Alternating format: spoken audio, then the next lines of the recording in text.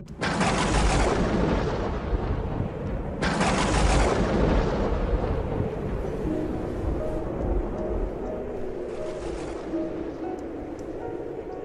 aquel tiempo, habiendo echado Jesús un demonio, algunos de entre la multitud dijeron: si echa a los demonios es por arte de Belcebú, el príncipe de los demonios. Otros, para ponerlo a prueba, le pedían un signo del cielo. Él, leyendo sus pensamientos, les dijo: todo reino en guerra civil va a la ruina y se derrumba casa tras casa. Si también Satanás está en guerra civil, ¿cómo mantendrá su reino? Vosotros decís que yo echo los demonios con el poder de Belcebú. Y si yo echo los demonios con el poder de Belcebú, vuestros hijos, ¿por arte de quién los echan? Por eso ellos mismos serán vuestros jueces. Pero si yo echo los demonios con el dedo de Dios, entonces es que el reino de Dios ha llegado a vosotros. Cuando un hombre fuerte y bien armado guarda su palacio, sus bienes están seguros. Pero si otro más fuerte lo asalta y lo vence, le quita las armas de que se fiaba y reparte el botín. El que no está conmigo está contra mí. El que no recoge conmigo, desparrama. Cuando un espíritu inmundo sale de un hombre, da vueltas por el desierto buscando un sitio para descansar. Pero como no lo encuentra, dice: volveré a la casa de donde salí. Al volver se la encuentra barrida y arreglada. Entonces va a acoger a otros 7 espíritus peores que él y se mete a vivir allí. Y el final de aquel hombre resulta peor que el principio. Palabra del Señor. Gloria a ti, Señor Jesús. Hoy tenemos la dicha de celebrar la fiesta de la Virgen del Rosario. Es para nosotros, los que amamos a la Virgen, los católicos, es para nosotros un extraordinario día. Y sobre todo lo es para aquellos que rezamos el rosario. ¿Qué hay detrás de esa promesa del Señor de que el que rece el rosario no morirá en pecado? Bueno, es una tradición, por supuesto, no es algo que se haya convertido en dogma de fe, pero es una tradición. ¿Qué hay detrás de eso? Recuerdo un anciano sacerdote, ya fallecido, que una vez me decía: mira, ¿tú crees posible que una persona cualquiera que durante toda su vida ha estado diciéndole a la Virgen María: ruega por nosotros pecadores ahora y en la hora de nuestra muerte? ¿Tú crees posible que la Santísima Virgen, en esa hora de la muerte, no toque el corazón de esa persona para en el último instante al menos decir: Señor, perdóname? Más aún, los que rezan, los que rezamos el rosario, somos pecadores, lo sabemos. Pero también somos personas que quieren amar a Dios, que quieren amar al prójimo.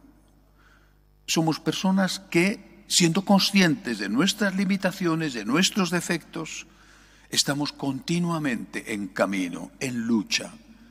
Y que cuando somos conscientes de que hemos pecado, pedimos perdón. Esa es la santidad. Levantarte cada vez que caes para recuperar la amistad con Dios, para recuperar el estado de gracia.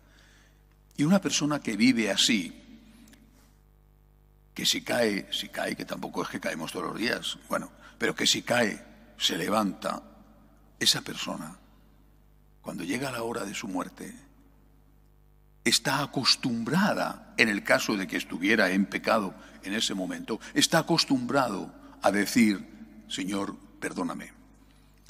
El rosario es nuestra tabla de salvación. Me parece muy difícil, por no decir imposible, que alguien que ame a la Virgen se condene y que alguien que rece el rosario se condene. Me parece muy difícil. Dejamos las cosas en manos de Dios porque no sabemos lo que hay en el alma de cada uno o cómo será el final de cada uno. Pero el que reza el rosario está con la Virgen Y el que está con la Virgen, al menos en el último minuto, va a recibir la gracia para decir, Señor, perdóname. Pero eso es en el último minuto. Lo normal es que esto sea cotidiano. Cuando rezas el rosario, estás en una unión con la Virgen que va más allá de las palabras, porque a lo mejor estás distraído o te resulta difícil concentrarte y decir, pensando, cada una de las 50 Ave Marías. Vale, estás en comunión con la Virgen y eso te llena el alma de paz, te da esa luz que procede de María, la Madre del Verbo encarnado, te da la esperanza que procede de María. Tienes madre y estás en contacto con tu madre y lo sabes. Y ella, a través de esa humilde y sencilla oración repetida, ella entra también en contacto contigo para darte lo que tú necesitas en ese momento. Rezar el rosario durante tantos siglos de historia de la Iglesia se ha convertido no solo en una devoción, una piadosa devoción, se ha convertido en una tabla de salvación. Y cuando vemos el lado contrario, pues nos damos cuenta de que el que no reza el rosario fácilmente, casi siempre, ya no tiene comunicación con la Virgen. Y el que no tiene comunicación con la Virgen empieza a tener otro tipo de problemas. Le ocurre que duda incluso de la existencia, de la historicidad de Jesucristo, de la existencia de Dios, de la autenticidad de los dogmas. Por eso María es la gran enemiga de Satanás, la que pisa la cabeza de la serpiente. Y por eso los que están con la Virgen están en un puerto seguro y en un camino correcto. Y los que no están con la Virgen, más pronto o más tarde, o por lo menos corren el riesgo de salirse de ese puerto y de equivocarse de camino. A veces me preguntan, dígame usted algo que me ayude a identificar a un sacerdote católico. Por supuesto que hay varias cosas, como celebra la misa, como enseña, pero entre ellas hay una que es algo que ocurre siempre. Un sacerdote católico ama a la Virgen. Un sacerdote católico tiene devoción a la Virgen. Un sacerdote católico posiblemente reza el rosario cada día, pero desde luego ama a la Virgen.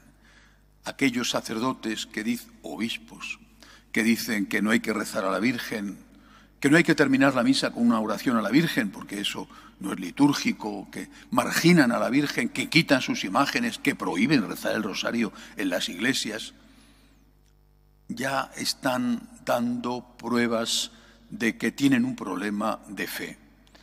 Una de las pruebas que garantizan y certifican la catolicidad de un sacerdote es precisamente amar a la Virgen. En mi país, en España, hace muchos siglos, los laicos utilizaron y seguimos utilizando una fórmula para saber si el cura era o no de fiar. Y cuando íbamos y vamos a confesarnos, el penitente, el fiel, el laico, le dice al sacerdote, Ave María Purísima. Y si el sacerdote no contestaba sin pecado concebida, el laico se levantaba y se marchaba sin confesar. Ese sacerdote no es de fiar. Era el examen del laico al sacerdote. Ave María Purísima. Si no confesaba la virginidad, la pureza, la inmaculada concepción de María, ese sacerdote era, por lo menos, digno de desconfianza. Me voy de aquí porque a saber lo que me va a decir en la confesión. Nosotros seguimos haciendo lo mismo. Y esta es una prueba que nos ayuda a saber si un sacerdote es de verdad católico o no. Ama a la Virgen, difunde la devoción a la Virgen, aunque tendrá sus defectos, pero ese sacerdote quiere amar a Dios y ese sacerdote probablemente te va a enseñar las cosas correctas. Que así sea.